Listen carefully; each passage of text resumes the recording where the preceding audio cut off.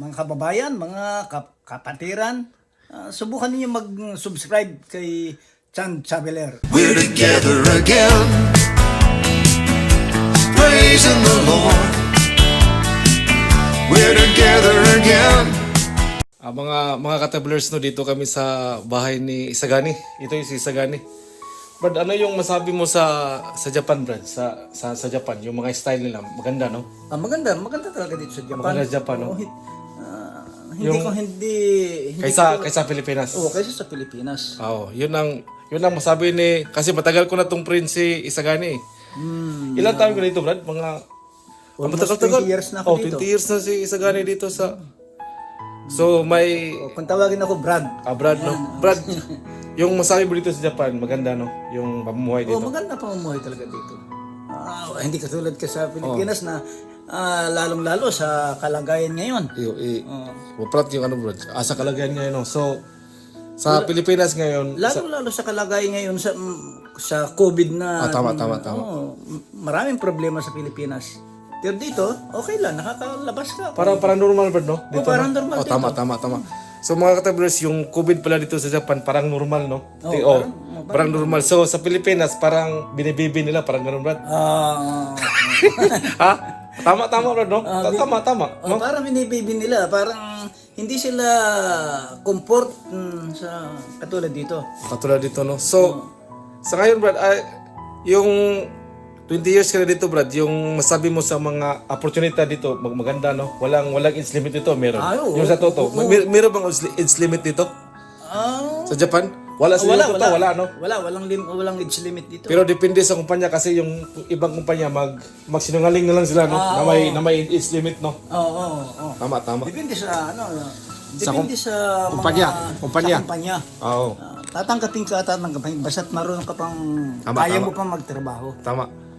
So sa ngayon, Brad, parang sa ngayon na style ng ngayon na COVID ngayon, parang normal lang dito sa Japan, no? Parang normal dito eh. Ako nga senior na ako, Tama. nakakalabas pa ako dito eh. Tama. Hindi katulad sa Pilipinas. Siguro nasa loob lang ako ng bahay ko. Tama. So dito, Brad, anong masabi mo sa COVID dito, yung sa mga sistema dito? Dito kasi magmask ka lang, okay lang. Okay lang, no? Okay Pwede ka makapasok ng mall. Pwede ka makapasok ng mall. Walang facial. Wala. Sa bawat mall naman may mga alcohol, lahat ng dadaanan mo. Tama, no? No? Yun. Sabihin, safe talaga dito. Safety yung ano. Safe dito sa Japan. Sa COVID, no? Sa COVID. Safety dito, parang ginawa nilang normal. Ginawa nilang normal. Ang wala sa kanila rito ang COVID. Tama. So, baga, trabaho yung opportunity nila, no? Trabaho ang opportunity. Kasi bawat dito may trabaho, no? May kumpanya na hindi no? Dito sa atin ba, no? Hindi nag-close, no? Hindi. Medyo bawas lang ng kaunti. Bawas konti. Pero hindi nila in-stop. Hindi. Walang stop ang trabaho dito. Tama. So, sa Pilipinas, Brad, may facial. Ano yung masabi mo sa facial? Parang overacting na yun. Masyado na kasing,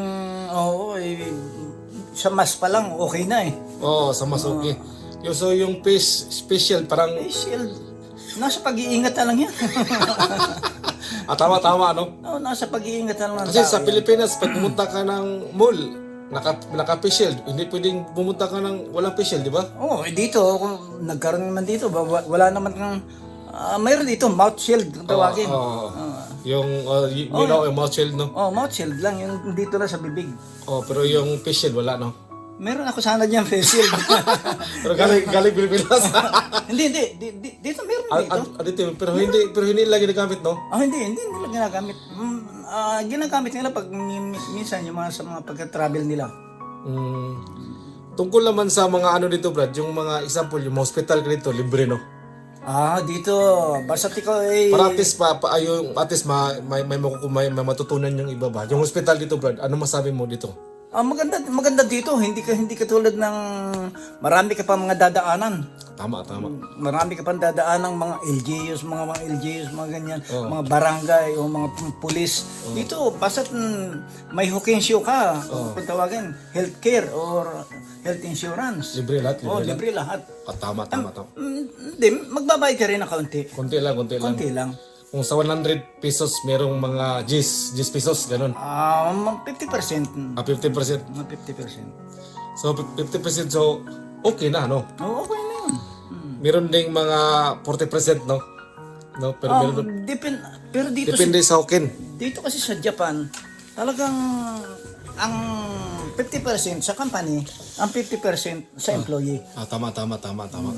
So, yun ang pinaka the best no, na at least na may nakukuha yung mga viewers natin ba, no? So, sa Japan, pag ma-hospital ka dito, yung iba, pag mahukin ka, libre. Oo, Diba? pag may hukinsyo. Pag hukin Hukinsyo ka, ang tawag doon. hukin. Yung baga sa atin, ano yun, parang Health insurance, health insurance, parang PhilHealth, no? Di ba? parang PhilHealth. PhilHealth. Pero sa PhilHealth, Wala. marami ka pang dadaan. Marami, oo. Dadaanan ka pa sa mayor siguro, dadaan ka pa sa kung saan mga sangay ng gobyerno. Tama. Hindi ka Hindi ka tulad dito, no? Pag na-issuehan ka na ng health insurance, magagamit mo na anytime. Anytime. Yung ID lang ipakita, wala na. Oh, Sold ID. na. Oo. Hindi na, wala Yan lang nang... ipapakita mo. Oo, yun, tama. Oo. Ipapakita mo yung... Baga, card lang, no? Oh, card lang yung Yung ID lang, parang ID lang. ID parang ng ID, school. oh, Yun oh. lang. parang ID ng company. Oh, ID ng company, yun lang. Yung as employee ka. Yun lang. Tapos wala na, no? Wala na. Libre na. Yun din ang maganda kay sa Pilipinas, no? May kaibahan din, no? Pero sana yung sistema sa Pilipinas makatulad dito kahit na konti lang, no? Oo, sana. Lalong-lalo sa disiplina. Lalong sa disiplina dito sa Japan. Unang-una dito, pagka yung tatawid ka sa Traffic gusto light. mo, sa mga traffic lights. Uunahin kang patawirin ng Tama. ng may sasakyan. Hindi katulad sa atin talagang pipipipang ka pagka Tama. Tapos lalo na yung kung tao yung tatawid sa ano. Oo, talagang dito Respeto, no? Yung Grabe dito, yung respeto. Grabe yung pagbow nila sa iyo pag Tama. Hindi katulad ng sa atin. Sige. Tama. Wala akong pakialam sa iyo. Tama. So, yung disiplina niya, grabe. Kailangan talaga sa Pilipinas disiplina. Katulad nung mga, kahit matanda, Brad, magbawa pa rin sa mga binata. Talagang iba dito. Ay, siguro is open na nila yung salitang yung pagbaw sa Tama. sa Parang respeto nila, no? respeto nila yun. Yun ang nakaganda sila. Yung, wala nga silang word of God. Pero, parang yun ang nakakapag dito. Hindi sila nakakaintindi ng word of God. At mga sinasamban nila kung ano. Pero, bakit? Marespeto sila sa kapwa. Tama. So, totoo yan mga katablers, no? Yung dito sa Japan, nirespeto, grabe yung, tama yun, patagal ko na sana sabihin yun, yung disiplina ba? Disiplina talaga. Grabe yung disiplina nila. Sana, kahit sa mga basura. Tama. Kahit sa mga basura dito, separated ang mga basura. Tama, no? Yung mga basura. Yung basurang nabubulok at hindi nabubulok, magkahiwalayan. Grabe, no? Yun ang disiplina dito sa Japan. So, marami tayong nakikita nito na maganda, no? Na pwede, na sana pwede Maganda sana i-apply yan. Tama. I-apply sa Pilipinas. Oo. Yan ang talaga. Yun ang maganda. Na i-apply. Yun i-apply Kasi sa nga, sinasabi kasi sa Biblia, di ba? Oo. Na ang pagkatakot sa Panginoon ay siyang simula ng karunungan. Tama. Kung ikaw ay may takot sa Panginoon, gagawin mo yung lahat ng mga ikaayos at ikadidisiplina ng iyong bayan. Tama. Parang yung sa basura lang, sa basura maganda yung sa basura, no? Sa basura At saka malinis pati. nakabukod yung bukod-bukod yan. Tama. So yun mga tablers, no, marami tayong nakuha kang Brad Isagani Escriba. Matagal na siya sa Japan, 20 years na. 20 years na siya. Matagal na. So may mga experience din siya. Matagal kaming nagsama sa Shimizu dati. Matagal-tagal din, siguro mga 13 years. 13 years na yung nagsama. 13, no? 15 siguro. 13 to 15 years. Nagsama kami sa dyan sa kumpanya sa Shimizu Mokuse. So, maraming salamat sa inyo mga katablers. Ito ang baga testimony ba? Real talk to. Tunay kong Brad. Salamat. We're together again, praising the Lord. We're together